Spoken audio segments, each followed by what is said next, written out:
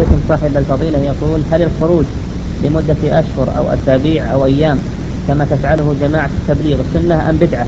وهل يجوز الخروج مع هذه الجماعة إذا كان الشخص متعلما العلم الشرعي؟ هذا لا يجوز، هذا بدعة. هذا الخروج اللي هو 40 يوم أو 4 أشهر، 4 أيام أو 40 يوم أو 4 أشهر، هذا بدعة. وهذه جماعة صوفية يعني ثبت إنها جماعة صوفية من ديوبنديين يتسربوا إلى بلادنا وغيرها لأجل أن ينشروا الصوفية. فلا يجوز لصاحب السنة وصاحب التوحيد أنه يخرج معه،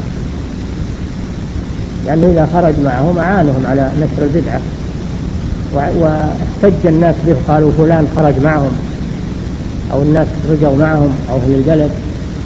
ويجب أن يرفض هؤلاء، يجب أن يرفضوا ولا يلتفت إليه، يجب أن يرجعوا ببدعتهم إلى بلادهم ولا ينشرونها بينهم.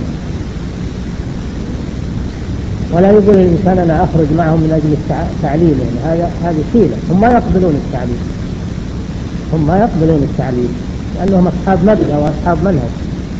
هم جاءوا ليعلموه، ما جاءوا يتعلمون منه، جاءوا ليعلموه صوفيتهم ومذهبهم، ما جاءوا ليتعلموا منه. لو كانوا يريدون التعلم لجلسوا على العلماء في المساجد وقرأوا الكتب. هذه مغالطات لا يجوز الانخداع بها.